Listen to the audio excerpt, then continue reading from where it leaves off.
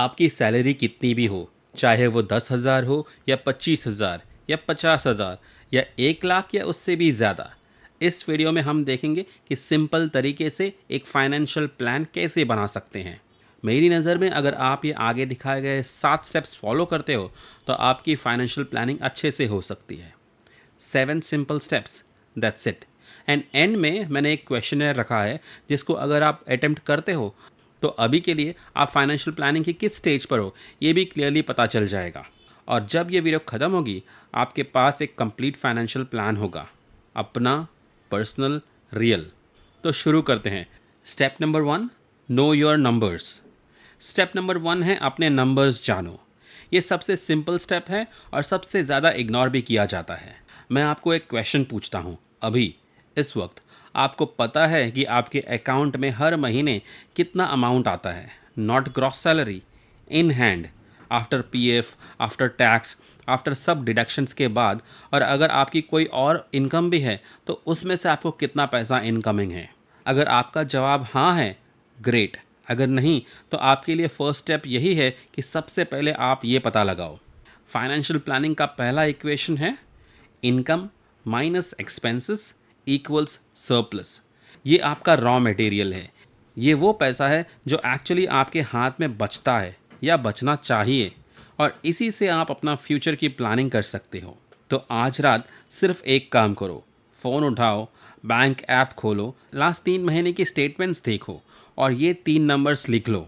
First number है monthly in hand salary या income, second है टोटल मंथली एक्सपेंसेस, और थर्ड है जो बचता है विच इज़ लाइक सरप्लस। ये सरप्लस चाहे 2,000 हो या 20,000, यही आपका स्टार्टिंग पॉइंट है।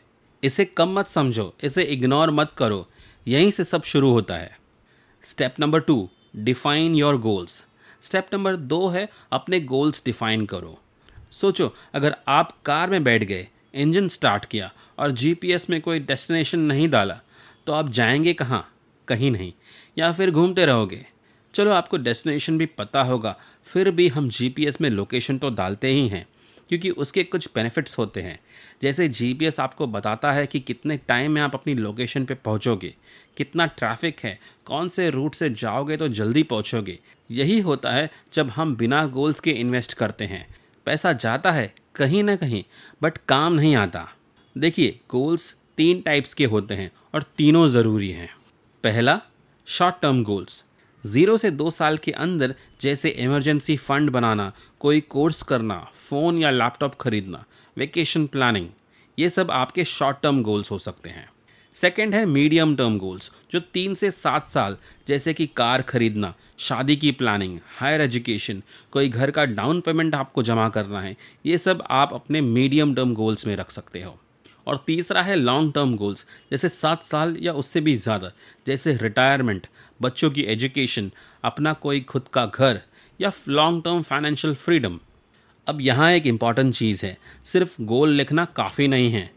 बैड गोल्स क्या होते हैं? मैं रिटायर करना चाहता हूँ, ये एक विश है, गोल नहीं। गुड गोल्स क्या होते हैं? मैं 55 साल की उम्र में ₹3 करोड़ के साथ रिटायर करना चाहता हूँ, ये एक गोल हो सकता है।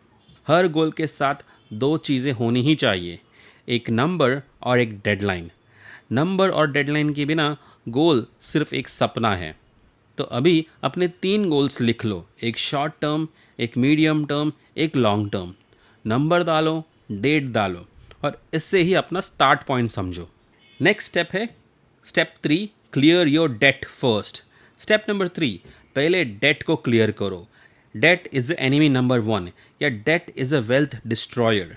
ये स्टेप सिर्फ उनके लिए है जिनका कोई लोन चल रहा है, otherwise you can skip to step 4। Debt एक ज़रूरी चीज़ है लेकिन सब डेट इक्वल नहीं होती। कुछ डेट पॉइजन की तरह है, कुछ मैनेजेबल है, इन्हें समझना ज़रूरी है। पहला, क्रेडिट कार्ड डेट, 36 से 42% इंटरेस्ट पर ईयर, ये सबसे डेंजरस है। अगर आपके पास क्रेडिट कार्ड आउटस्टैंडिंग है तो ये सबसे पहले ख़त्म करो। कोई एसआईपी नहीं, कोई इन्वेस्टमेंट नहीं, पहले ये डेट क्लियर करो। क्यों? क्योंकि कोई भी इन्वेस्टमेंट कंसिस्टेंटली 36% रिटर्न तो कभी दे ही नहीं सकता। तो जब तक ये डेट है आप ऑलरेडी लॉस में हो। दूसरा हो सकता है पर्सनल लोन, जिसका इंटरेस्ट रेट हो सकता है 11% से 18% तक। ये भी बहुत हाई है। क्रेडिट कार्ड के बाद इससे क्लियर करो। थर्ड हो सकता है कोई एजुकेशन लोन, जिसका इंटरेस्ट रेट 8 to 10% हो। ये मैनेजेबल है, लेकिन ट्रैक करो, रेगुलर ईएमआई भरो, और एक्स्ट्रा पैसा हो तो इसे भी रीपे करो। फोर्थ हो सकता है होम लोन, जिसका इंटरेस्ट रेट होता है 8 to 9%। ये एक्सेप्टेबल है, टैक्स बेनिफिट भी मिल सकता है आपको इसको रेगुलर ईएमआई पे चलाते रहो और इन्वेस्टमेंट पैरेलल में करो। सो ऐसा कोई भी लोन जिसका इंटरेस्ट रेट 12% या उससे ज़्यादा है, तो पहले उसे ख़त्म करो, इन्वेस्टमेंट बाद में स्टार्ट होगी। Step 4, build your safety foundation. बहुत लोग यहाँ गलती करते हैं, वो सीधा इन्वेस्टिंग शुरू कर देते हैं बिना किसी सेफ्टी नेट के, और फिर जब इमरजेंसी आती है तो इन्वेस्टमेंट तोड़ना पड़ता है, लॉस में, गलत टाइम पे। सेफ्टी फाउंडेशंस के 2 पिलर्स हैं। पिलर नंबर 1 इस इमरजेंसी फंड। इमरजेंसी फंड मतलब 3 to 6 मंथ्स महीने के एक्सपेंसेस का पैसा एक अलग अकाउंट में, सिर्फ इमरजेंसीज के लिए, या तो किसी स्वीप इन एफडी में या कोई लिक्विड या डेट म्यूचुअल फंड में। फर्स्ट आप 3 मंथ्स ऑफ एक्सपेंसेस के इतना अमाउंट टारगेट कीजिए, फिर उसे धीरे धीरे 6 मंथ्स ऑफ एक्सपेंसेस तक लेके जाइए। पिलर नंबर 2 है इंश्योरेंस। यहाँ पे 2 टाइप के इंश्योरेंस होते हैं जो एब्सोल्युटली ज़रूरी हैं। पहला है टर्म लाइफ इंश्योरेंस, सिर्फ तब जब कोई भी आप पे फाइनेंशियली डिपेंडेंट हो, स्पाउस, बच्चे, पेरेंट्स, अगर कोई डिपेंडेंट नहीं है तो अभी ज़रूरत नहीं है। इसका टर्म आप रख सकते हो 60 to 70 ईयर्स ऑफ एज तक। सेकंड है हेल्थ इंश्योरेंस। ये सबके लिए ज़रूरी है, डिपेंडेंट हो या ना हो। कंपनी का इंश्योरेंस काफ़ी नहीं होता है, क्योंकि जब जॉब आपकी चली जाती है तो इंश्योरेंस भी बंद हो जाता है, उसी वक्त सबसे ज़्यादा इसकी ज़रूरत पड़ती है। सो ये 2 पिलर्स, इमरजेंसी फंड और इंश्योरेंस, ये आपकी फाइनेंशियल फाउंडेशन है। सो पहले सेफ्टी, उसके बाद इन्वेस्टमेंट। स्टेप नंबर 5 है एलोकेट योर सरप्लस। अब हम एक्चुअल प्लानिंग पे आते हैं। आपका सरप्लस जो आप स्टेप 1 में निकाले थे, उससे कहाँ लगाना है। मैं आपको एक सिंपल फार्मूला दूंगा जो किसी भी सैलरी पे काम आ सकता है, एंड ये बहुत ही फेमस रूल भी है फाइनेंशियल प्लानिंग के लिए, जिसे कहते हैं 50 30 and 20 रूल। 50% होता है नीड्स।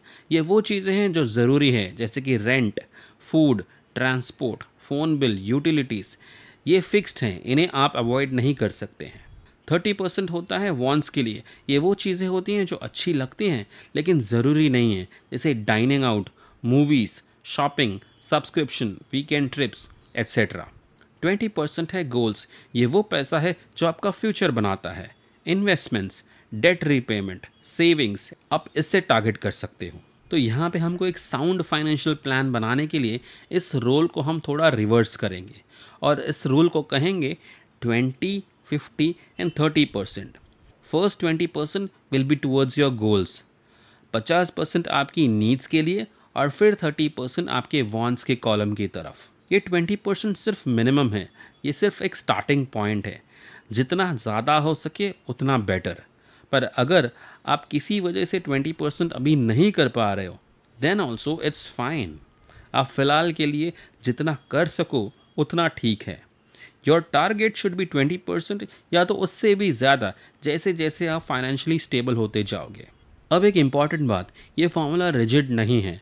अगर आप मुंबई या कोई ऐसे बड़े शहर में रहते हो तो शायद आपका रेंट में सबसे ज़्यादा पैसा जाता होगा, तो उस सिचुएशन में आपको आपकी वॉन्ट्स थोड़ी कम करनी होगी, लेकिन गोल्स का टारगेट होना चाहिए 20%। ये आपको मेंटेन करके चलना चाहिए, गोल से कॉम्प्रोमाइज़ मत करो। बट देन आप अपने कैलकुलेशन के हिसाब से ये तय कीजिए आज के टाइम पर आप हर महीना कितना परसेंटेज इन्वेस्टमेंट कर सकते हो, और उसे अपने गोल्स की तरफ रख सकते हो। एक बार आपने ये डिसाइड किया तो आपको खुद से प्रॉमिस करना होगा कि हर महीना मैं इतना % ऑफ अपना इनकम तो ज़रूर इन्वेस्टमेंट करूँगा। फिर धीरे धीरे आप ये टारगेट 20% ऑफ योर इनकम या उससे ज़्यादा भी लेके जा सकते हो। अभी है step 6, invest in the right order. सही ऑर्डर में इन्वेस्ट करो।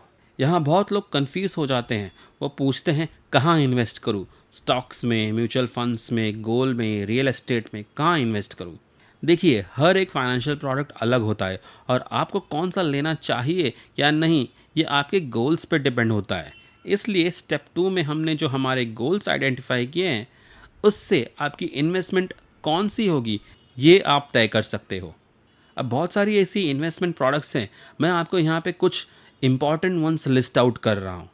फर्स्ट है ईपीएफ और पीपीएफ, एम्प्लॉय प्रोविडेंट फंड और पब्लिक प्रोविडेंट फंड। अगर आपकी कंपनी ईपीएफ प्रोवाइड करती है, ये सबसे पहले आता है। गारंटीड 8% प्लस की रिटर्न है, टैक्स फ्री, गवर्नमेंट बैक्ड, और कंपनी भी सेम अमाउंट कंट्रीब्यूट करती है। तो कोशिश कीजिए कि आप अपने इस कॉर्पस को कभी नहीं छुएं, इसमें से कुछ विड्रॉ ना करें। This should help in your retirement. EPF government ने आपकी रिटायरमेंट के लिए ही ध्यान में रख के ये लॉन्च किया है। और एक गवर्नमेंट प्रोडक्ट है जो रिटायरमेंट के लिए है, उसे कहते हैं नेशनल पेंशन स्कीम या NPS. PPF, public provident fund, अगर ईपीएफ नहीं है या तो आपको कुछ एक्स्ट्रा इन्वेस्टमेंट करना है पीपीएफ में, तो ये भी आप कर सकते हो। इसमें आपको 7.1% guaranteed tax free government back returns मिलते हैं। इसमें आप ईयरली मैक्सिमम 1.5 लाख तक का इन्वेस्टमेंट कर सकते हो। सेकंड है, अगर आपके कोई शॉर्ट टर्म गोल्स है जैसे कि 6 मंथ्स या 1 ईयर, तब बेस्ट होगा कि आप उस पैसे को एफडी में रखें या तो कोई लिक्विड म्यूचुअल फंड या डेट म्यूचुअल फंड में रखें, क्योंकि आपका गोल पीरियड यहाँ पे बहुत ही शॉर्ट है। तीसरा हो सकता है म्यूचुअल फंड्स। म्यूचुअल फंड्स में भी कई सारे तरीके के फंड्स हैं। सबसे बेस्ट होता है इंडेक्स फंड, जैसे कि एक निफ्टी 50 इंडेक्स फंड। ये आपकी पोर्टफोलियो का बैकबोन हो सकता है। क्यों इंडेक्स फंड? क्योंकि कोई फंड मैनेजर रिस्क नहीं, कोई बिजनेस नहीं, इसका कॉस्ट भी लो होता है, और हिस्टोरिकली इंडेक्स फंड ने 12 से 14% का CAGR रिटर्न्स भी दिया है। नेक्स्ट टाइप का म्यूचुअल फंड हो सकता है मिड कैप फंड या फ्लेक्सी कैप फंड। ये तब ऐड करो जब निफ्टी 50 ऑलरेडी चल रहा हो।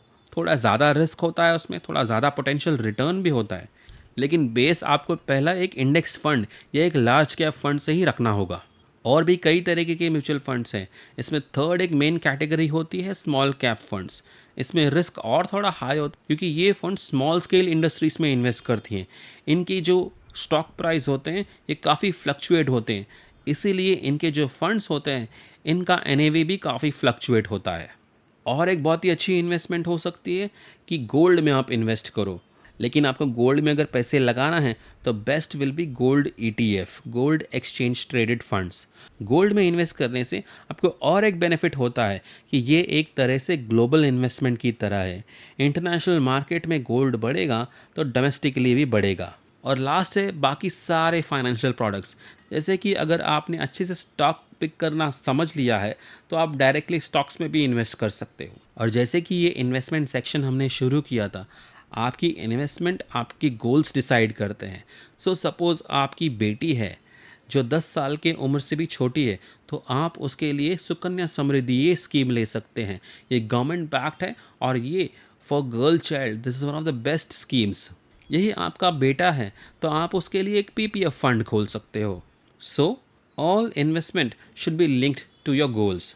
और यहाँ पे लास्ट स्टेप है फाइनेंशियल प्लान बनाने के लिए, review and upgrade every year. So आपको हर साल अपना प्लान रिव्यू करना होगा और उसे अपग्रेड करना होगा। फाइनेंशियल प्लान एक बार बनाने की चीज़ नहीं है, ये एक लिविंग डॉक्यूमेंट है। जैसे आप चेंज होते हो ये भी चेंज होना चाहिए। साल में एक बार मैं चाहता हूँ आप ये ज़रूर रिव्यू करें। लेट्स से अराउंड होली जो मिड मार्च में आता है, उस दिन आप अपना फाइनेंशियल प्लान रिव्यू कर सकते हो और future course of action decide कर सकते हो। रिव्यू में बेसिकली आप फाइनेंशियल प्लान को क्वेश्चन करोगे, जैसे कि क्या सैलरी बढ़ी? अगर हाँ तो SIP 10% क्यों नहीं बढ़ सकती है? नंबर 2 हो सकता है आपका सवाल, क्या कोई गोल अचीव हुआ? अगर हाँ तो very good, next goal set करो। नंबर 3 हो सकता है, क्या इमरजेंसी फंड अभी भी 3 से 6 महीने का है? अगर नहीं तो continue saving in the emergency fund. Number 4 सवाल हो सकता है, क्या इंश्योरेंस कवर अभी भी इनफ है? नंबर 5, कितने म्यूचुअल फंड्स हैं? अगर 5 से ज़्यादा फंड्स हैं तो इसे कंसोलिडेट करो। मेरी नज़र में 3 से 4 फंड्स काफ़ी हो सकते हैं। एक लार्ज कैप या इंडेक्स फंड, एक मिड कैप या फ्लेक्सी कैप फंड, और एक स्मॉल कैप फंड। और एक हो सकता है, जैसे कि मैंने बताया यहाँ सजेस्ट किया, एक गोल्ड ETF। नंबर 6 क्वेश्चन हो सकता है, क्या कोई नया डेट तो नहीं ले लिया आपने? Credit card outstanding, personal loan check करो। नेक्स्ट सेक्शन है how to build your own financial plan. आगे मैं आपको एक यूनिवर्सल टेम्पलेट शेयर कर रहा हूँ जिसको आप अपनी सैलरी के हिसाब से कस्टमाइज़ कर सकते हो। सो ये एक बेसिक पर्सनल फाइनेंस प्लान है। इसे आप अपने हिसाब से थोड़ा बहुत कस्टमाइज़ कर सकते हैं, बट मेनली आपको ये देखना है कि आप पहले सेफ्टी का ध्यान रखो, फिर उसके बाद इन्वेस्टमेंट करो। इमरजेंसी फ़ंड बनाओ, इंश्योरेंस लो, आपकी स्किल्स की तरफ कुछ रखो, कुछ लाइफस्टाइल की तरफ रखो, और इस तरीके से आप अपना एक अच्छा सा फाइनेंशियल प्लान बना सकते हो। अब ये नेक्स्ट सेक्शन बहुत ही इंटरेस्टिंग है। ये है आपका फाइनेंशियल हेल्थ स्कोर कार्ड। यहाँ पे आगे 10 क्वेश्चंस दिखाए गए हैं। हर क्वेश्चन का जवाब सिर्फ हाँ या ना हो सकता है। हाँ का मतलब है 1 पॉइंट, ना का मतलब है 0 पॉइंट्स। तैयार हो? शुरू करते हैं। क्वेश्चन नंबर 1, क्या आपको आपका एग्जैक्ट मंथली सरप्लस पता है? यस या नो? क्वेश्चन 2, क्या आपके पास 3 महीने का इमरजेंसी फंड है? यस या नो? क्वेश्चन 3, क्या आपके पास पर्सनल हेल्थ इंश्योरेंस है? यस या नो? क्वेश्चन 4, क्या आप हर महीने कुछ इन्वेस्ट करते हो विदाउट फेलिंग? क्वेश्चन 5, क्या आपके पास कोई हाई इंटरेस्ट डेट है? क्वेश्चन 6, क्या आपकी इन्वेस्टमेंट के पीछे क्लियर गोल्स हैं? यस या नो? क्वेश्चन 7, क्या आपने लास्ट 12 महीने में अपना फाइनेंशियल प्लान रिव्यू किया है? यस या नो? क्वेश्चन 8, क्या आपके पास एक टर्म लाइफ इंश्योरेंस कवर है अगर आपके पास कोई डिपेंडेंट है तो? क्वेश्चन 9 है, क्या आप हर रेस का कुछ इन्वेस्ट करते हो? क्वेश्चन 10 है, क्या आपके पास कोई रिटर्न फाइनेंशियल गोल है? अब अपना स्कोर काउंट कीजिए। अगर आपका स्कोर 9 से 10 के बीच में है तो एक्सेलेंट, आप फाइनेंशियली बहुत ही स्ट्रांग पोजीशन में हो, बस कंसिस्टेंसी रखो। 7 या 8 है, ये भी एक स्ट्रांग स्कोर है, सही रास्ते पे चल रहे हो आप। कुछ गैप्स है, इसे आपको फिक्स करना होगा। अगर आपका स्कोर 5 या 6 है, जो कि एक एवरेज स्कोर हो सकता है, शुरुआत के लिए ठीक है, बट सीरियसली गैप्स एड्रेस करने का वक्त आ गया है। अगर आपका स्कोर 3 या 4 है तो ये एक वीक स्कोर है, अभी से सीरियसली लेना शुरू करो, आपके पास अभी टाइम है। अगर आपका स्कोर 0 से 2 आ रहा है तो ये बहुत ही क्रिटिकल सिचुएशन है। ये वीडियो आप दोबारा देखो और आज ही एक स्टेप उठाओ, सिर्फ एक भी काफ़ी है शुरुआत के लिए। नीचे कमेंट पे अपना स्कोर बताओ, 10 में से आपको कितना मिला। ऑनेस्टली लिखना, मैं सबके कमेंट्स पढ़ता हूँ। तो ये थे 7 steps to create a financial plan for any salary. एक बार फिर से क्विकली रिकैप कर लेते हैं। स्टेप 1 है अपने नंबर्स जानो, इनकम, एक्सपेंसेस, सरप्लस। स्टेप 2 है गोल्स डिफाइन करो, नंबर और डेडलाइन के साथ। स्टेप 3 है हाई इंटरेस्ट डेट पहले ख़त्म करो। स्टेप 4 है सेफ्टी फाउंडेशन बनाओ, इमरजेंसी फंड और इंश्योरेंस के साथ। स्टेप 5 है सरप्लस एलोकेट करो, 20-50-30 फार्मूला के साथ। स्टेप 6 है सही ऑर्डर में इन्वेस्ट करो एज पर योर गोल्स।